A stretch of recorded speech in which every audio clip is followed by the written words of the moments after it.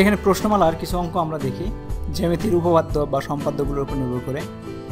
যেমন এখানে বলা হয়েছে একটি সমকোণী ত্রিভুজের অপর দুইটি কোণের পরিমাণ দেওয়া থাকলে নিম্নের কোন ক্ষেত্রে ত্রিভুজ অঙ্কন করা সম্ভব। একটা সমকোণী কোনো একটা ত্রিভুজের তিন কোণের সমষ্টি জানি 180 ডিগ্রি। তার মানে একটা সমকোণী ত্রিভুজ মানে একটা কোণ 80 ডিগ্রি, আর যে দুইটা কোণ দেওয়া আছে এটার যোগফল যদি 90 ডিগ্রি হয় তাহলে শুধু আমরা সেটা অঙ্কন করতে পারবো, অন্যগুলো পারবো না। যেমন 63 আর 36 যোগ করলে 3 6 9 আর 6 আর 3 9 99, এটা পারবো না। তারপর 30 আর 70 যোগ করলে হয় 100, এটা পারবো না। 80 আর 20 যোগ করলে হয় 100, এটা পারবো না। 40 আর 50 যোগ করলে হয় 90, এটা অঙ্কন করতে পারবো। আয়ত একটি সামান্তরিক, বর্গ একটি আয়ত, রম্বস একটি বর্গ। উপরের তথ্যের আলোকে নিম্নের কোনটি সঠিক। আয়ত একটি সামান্তরিক, এটা সঠিক না। প্রত্যেক সামান্তরিক একটা আয়ত, কিন্তু প্রত্যেক আয়ত এক সামান্তরিক না। বর্গ একটি আয়ত, এটা সঠিক। রম্বস একটি বর্গ, রম্বস একটা বর্গ বলতে পারি, কারণ এটা রম্বসের সবগুলো বাহু সমান থাকে, তার মানে 2 এবং 3 যেখানে আছে সেটা হচ্ছে সঠিক। প্রদত্ত চিত্রের আলোকে 3, 4 নম্বর প্রশ্নের উত্তর দাও। একটা চিত্র দেওয়া আছে A B C D, একটা সামান্তরিক দেওয়া আছে, তার মধ্যে আমাদের এই বাহুর দৈর্ঘ্য দেওয়া আছে, কর্ণের দৈর্ঘ্য দেওয়া আছে 4, এই কর্ণের দৈর্ঘ্য দেওয়া আছে 3। তা আমাদের বলতে হবে কি ত্রিভুজ A ও B এর ক্ষেত্রফল কত। ত্রিভুজ A ও B এর ক্ষেত্রফল কি? ত্রিভুজের ক্ষেত্রফল আমরা জানি হাফ ভূমি গুণন উচ্চতা, ভূমি গুণন উচ্চতা। তো এটা যেহেতু একটা আরেকটার উপর ছেদ করছে, তার মানে এখানে 90 ডিগ্রি। এটা 90 ডিগ্রি মানে হচ্ছে এখানে দেখাই দিয়েছে 90 ডিগ্রি, তার মানে এটাও 90 ডিগ্রি কোণ তৈরি করছে। তো এখানে আমাদের ভূমি এটা আছে কি 2, আর এটা আছে 3-এর অর্ধেক, কারণ এটা সমদ্বিখণ্ডিত করে দেখে 3-এর অর্ধেক ধরতে হবে। এখানে 3-এর অর্ধেক হচ্ছে হাফ, তার মানে হাফ ইন্টু 1, হাফ ইন্টু, আর এটার অর্ধেক হচ্ছে 2। তো এখানে আমাদের পেয়ে গেলাম কত, হাফ। আর এটা গুণন করলে আমরা কত পাবো যদি করি, এটা যদি আমরা করে ফেলি সেটা হচ্ছে 2 আর 1-এ 3/2 লিখতে পারি। তো এখানে হবে 3 দুগুণে 6, আর নিচে হবে 2 দুগুণে 4।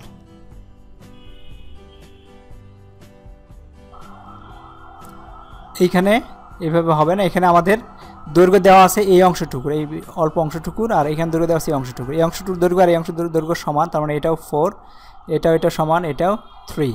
তার মানে হাফ 3 গুণন, এটা হাফ 3 গুণন 4, 3 4 12 ডিভাইডেড বাই 2 সমান 6 বর্গ একক। তো 4 নম্বরে দেওয়া চতুর্ভুজটির পরিসীমা। এই চতুর্ভুজের পরিসীমা কি হবে? তার মানে চতুর্ভুজের পরিসীমা হবে 4টা বাহুর যোগফল।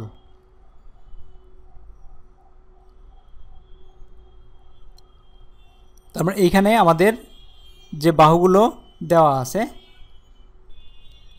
তো এইখানে আমরা পেয়েছি 3 আর 4। আমরা ABর দৈর্ঘ্য আমরা বের করে নিতে পারবো।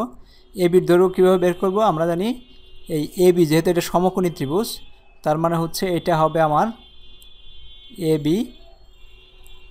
স্কোয়ার সমান সমান AO square plus OB square. তার মানে AB সমান সমান হবে √4 স্কোয়ার প্লাস 3 স্কোয়ার। তো এখানে হচ্ছে 3 4 4 16, 16 প্লাস 9, তার মানে হবে 5।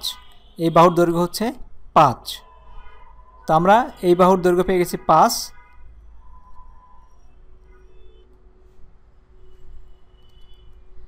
এইখানে যেহেতু বলা হয়েছে এটা 90 ডিগ্রি তৈরি করছে, তার মানে এটা উল্টা দিকেও 90 ডিগ্রি, এবং আমাদের যদি এইখান থেকে এই পর্যন্ত দেওয়া হতো তাহলে 180 ডিগ্রি হতো, তার মানে এটাও 90 ডিগ্রি। তার মানে এখানেও এই বাহুর দৈর্ঘ্য 5। তাহলে আমাদের পরিসীমা জানি কি 2, প্রত্যেকটা বাহু যোগ করলে 5 5 5 মানে 20। তো 20, এটা হচ্ছে 20 একক।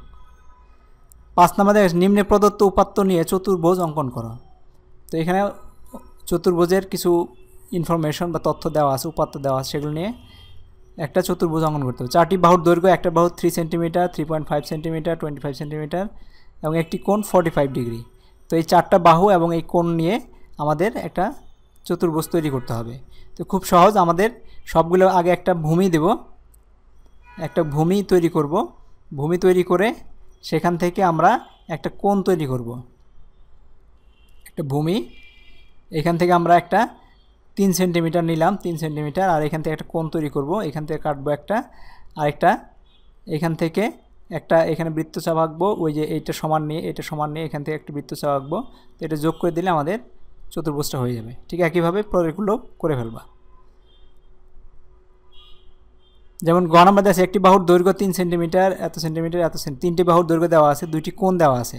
তো আমরা এখান থেকে একটা কোণ তৈরি করবো, এখানে একটা কোণ তৈরি করবো। তারপর এখান থেকে এই বাহুর দৈর্ঘ্য নিয়ে আমরা একটা বৃত্তচাপ আঁকবো, একে আমরা যোগ করে দিলেই হয়ে যাবে। 6 নাম্বার বলা হয়েছে নিম্নে প্রদত্ত উপাত্ত নিয়ে সামান্তরিক অঙ্কন করো।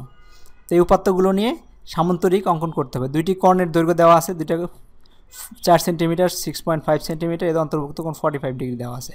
এটা আমরা এর আগে যে উপপাদ্য করেছি যে 2টা কর্ণ এবং একটা কোণ দেওয়া থাকলে অন্তর্ভুক্ত মানে ভূমি সংলগ্ন একটা কোণ দেওয়া থাকলে আমরা যেভাবে তৈরি করেছি ঠিক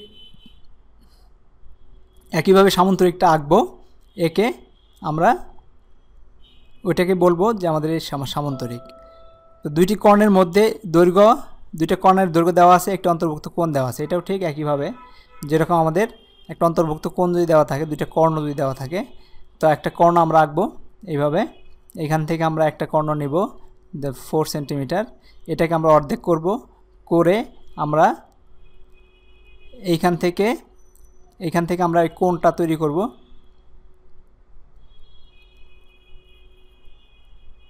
একটা কোণ 45 ডিগ্রি একটা কোণ তৈরি করব, করে এই যে অর্ধেকটা হলো এটা যেহেতু একটা কর্ণ নিছি, আরেকটা এটাকে আমরা বর্ধিত করব, এদিকে বর্ধিত করব, করে এগুলো যোগ করে দেব, তাহলে আমাদের সামান্তরিকগুলো হয়ে যাবে।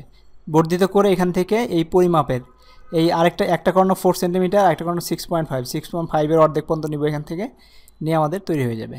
ঠিক আছে, কীভাবে সবগুলো করে ফেলবা। 7 নাম্বার দেওয়া আছে ABCD চতুর্ভুজের ABC বাহু এবং অ্যাঙ্গেল BCD কোণ দেওয়া আছে, চতুর্ভুজটা আঁকতে হবে। এই চতুর্ভুজটা আমরা আঁকতে পারি কেমনে, আমাদের 2টা বাহু দেওয়া আছে AB এবং BC বাহু, এবং অ্যাঙ্গেল BCD দেওয়া আছে। তো এর উপর নির্ভর করে আমরা চতুর্ভুজটা এঁকে ফেলতে পারবো। আর চতুর্ভুজের কর্ণ দুটির ছেদ বিন্দু দ্বারা কর্ণ দুটির 4টি খণ্ডিত অংশ এবং তাদের অন্তর্ভুক্ত একটি কোণ যথাক্রমে OA হচ্ছে 4 সেন্টিমিটার, OB হচ্ছে 5 সেন্টিমিটার, OC 3.5 সেন্টিমিটার, OD হচ্ছে 4.5 সেন্টিমিটার। আর কোণটা দেওয়া আছে অ্যাঙ্গেল AOD সমান হচ্ছে আমাদের 80 ডিগ্রি কোণ। মানে আমাদের 2টা কর্ণ দেওয়া আছে, এরকম একটা কর্ণ দেওয়া আছে, এর অন্তর্ভুক্ত কোণ 80 দেওয়া আছে। এটার উপর নির্ভর করে আমাদের চতুর্ভুজটা আঁকতে হবে, মানে সামান্তরিক হবে।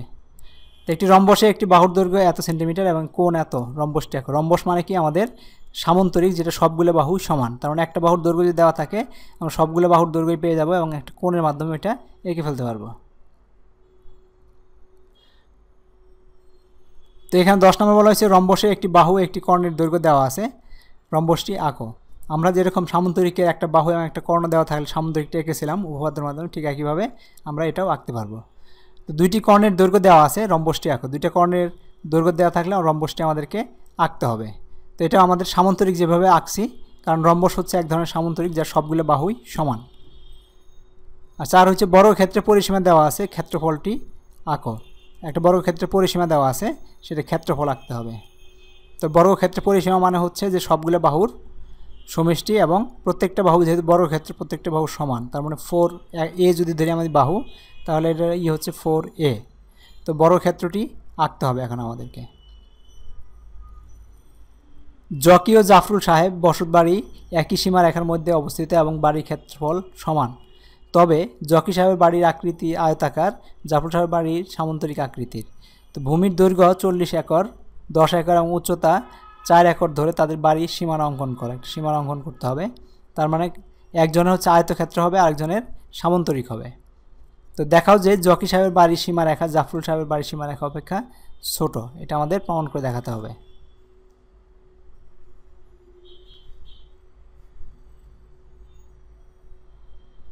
তো এটা প্রমাণ করতে হলে আমাদের কি করতে হবে, আমাদের 2টা আয়তক্ষেত্র বের করতে হবে। আয়তক্ষেত্র বের করে দেখাইতে হবে যে একটার সাথে আরেকটা ছোট। তো আমরা আয়তক্ষেত্র পরিসীমা জাফরুল সাহেবের বাড়ির পরিসীমা অপেক্ষা পরিসীমা বের করতে হবে। তো আমাদের জানি যে 2 ইন্টু এক বাহু আর যোগ 2 ইন্টু আরেক বাহু, এটা হচ্ছে সামান্তরিকের ক্ষেত্রফল, সামান্তরিকের ক্ষেত্রফল। আর হচ্ছে আয়তক্ষেত্রের ক্ষেত্রফল কি, আয়তক্ষেত্রের ক্ষেত্রফল হচ্ছে সবগুলো ভূমি গুণন উচ্চতা।